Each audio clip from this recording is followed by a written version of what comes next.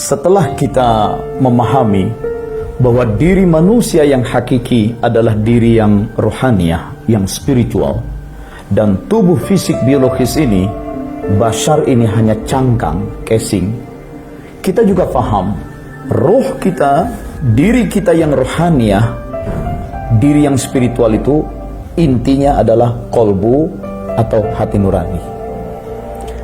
Nah, ketersambungan antara manusia dengan Dia yang Maha Kuasa itu melalui kolbu, melalui hati nuraninya.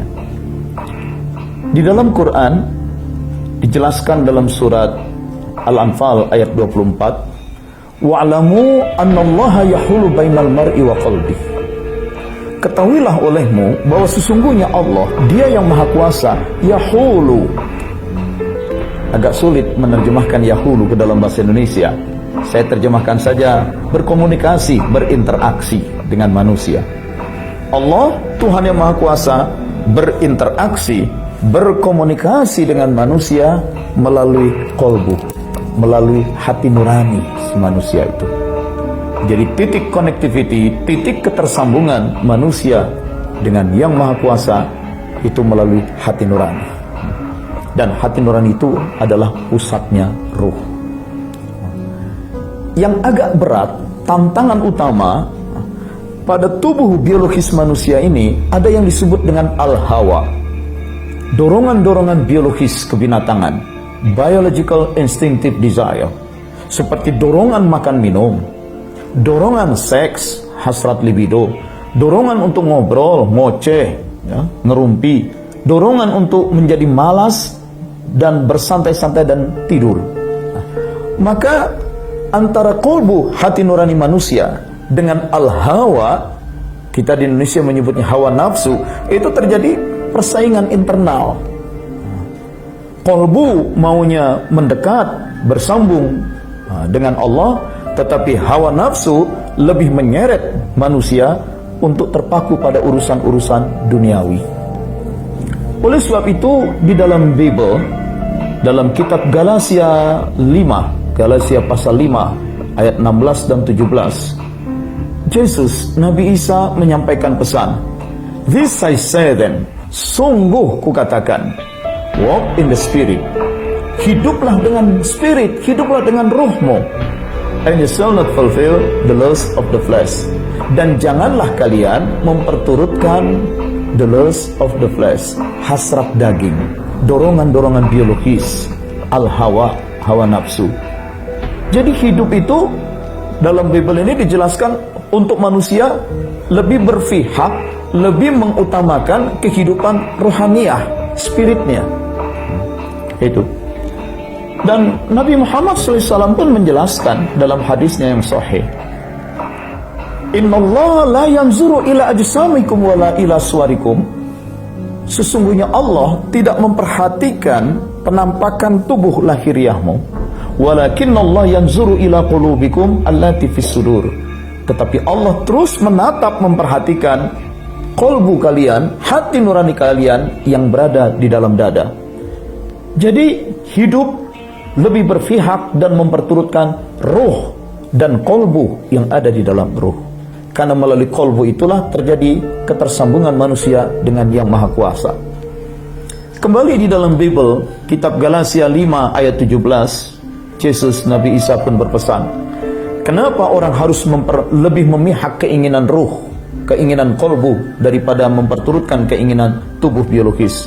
Di ayat 17, sebab keinginan daging berlawanan dengan keinginan ruh, dan keinginan ruh berlawanan dengan keinginan daging, karena keduanya bertentangan, sehingga kamu tidak bisa melakukan apa yang kamu kehendaki. Keinginan daging, bahasa Arab menyebut al-hawa, biological instinctive desire, dorongan-dorongan biologis, dorongan makan minum, dorongan seks, dorongan ngoceh, berbual, dorongan untuk bermalas-malas dan tidur. Dan ada keinginan di dalam ruh, al-iradah, niat-niat baik, cita-cita moral, keluhuran yang sudah Allah tanamkan secara built-in. Bahkan dalam Bible dikatakan itu ada citra Tuhan di situ. Antara hati nurani, kolbu, dengan tubuh, hawa nafsu yang ada di tubuh bersaing. Ini yang sering menghambat manusia itu untuk sulit naik dan bersambung dengan Yang Maha Kuasa. Oleh sebab itu, langkah untuk being connected, langkah untuk membuat diri kita tersambung dengan Dia adalah yang pertama, cleansing, pembersihan. Bersihkan kolbu, bersihkan ruh dari tarikan hawa nafsu dan kotoran-kotoran kolbu itu sendiri.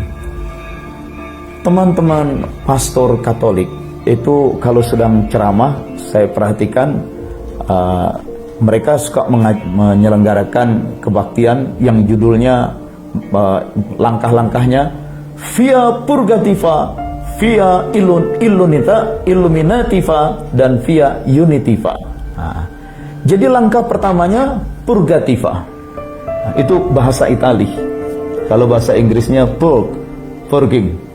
Ya, kita kalau di komputer mau ngeprint, printernya ada trouble, maka data yang sudah kita kirim ke printer itu kita purge dulu. Kita kikis habis. Dia lebih dalam daripada cleansing, ya, via purgativa. Kalau dalam dunia tasawuf Islam itu disebut dengan takhalli, pengosongan, zeroing. Kolbu, hati nurani harus dibersihkan, dikosongkan dari segala apapun, ketertarikan kepada apapun, kecuali kesadaran akan adanya Dia. Purgativa, takhalli. Dalam Islam itu dengan zikir la ilaha illallah, la ilaha illallah. Namun dalam proses kehidupan spiritual, manusia itu memiliki hambatan-hambatan. Hambatan pertama dalam membangun connectivity spiritualitas adalah paradigma itu sendiri. Bagi orang yang masih menganggap dirinya adalah tubuhnya, dan tubuh manusia, diri manusia ini dianggap sebagai pusat segala-galanya, dia masih terjebak oleh faham anthropocentrism. Antropo itu manusia, center itu pusat, ya. Isma itu faham. Anthropocentrisme, faham bahwa manusia adalah pusat kehidupan, diriku adalah pusat kehidupanku. Nah, orang yang seperti ini akan sulit mengembangkan spiritualitas. Nah, justru dia harus paham, pusat kehidupanku bukan aku, pusat kehidupanku justru Dia, Allah, Tuhan yang Maha Kuasa. Karena diriku juga bersumber dari sana. Nah, diriku yang hakiki adalah diri yang rohaniah, yang dihadirkan dari sisi Tuhan yang Maha Kuasa, hadir di dalam tubuh, itu ruh hadir di dalam tubuh di dunia ini, hidup dengan fasilitas dari Tuhan yang Maha Kuasa, dan setelah tubuh ini mati, maka aku yang rohaniah akan kembali menghadap Dia yang rohaniah. Jadi jangan jadikan diri kita ini sebagai pusat segala-galanya. Kita akan jadi frustasi menghadapi hidup, mengandalkan potensi diri, mengandalkan diri hanya sebagai pusat. Itu bisa membuat kita mudah frustasi. Geser paradigmanya. Dialah pusat kehidupan kita. Yang kedua, hambatan kedua adalah al-hawa, hawa nafsu. Hawa nafsu, dorongan-dorongan biologis, itu bisa menyeret kesadaran spiritual manusia sehingga terjebak hanya untuk mengejar hal-hal yang sifatnya kematerian, keduniawian jangka pendek. Dan ketika kolbu kita, pusat rohaniah kita terseret oleh hawa nafsu, itu bikin capek, payah. Orang menjadi hedonistik, orang menjadi materialistik, orang menjadi sekuler, mengejar-ngejar kehidupan dunia, itu membuat ruh capek terseret-seret. Dan ketika ruh itu semakin lemah akibat capek terseret-seret, dalam lemahnya ruh, dia mudah diintervensi oleh iblis, oleh setan. Nah, sayangnya ada sebagian orang dalam tanda kutip agak sok modern, sok saintifik, sok ilmiah, sok rasional, lalu mengatakan setan itu tidak ada. Tapi sebenarnya ada.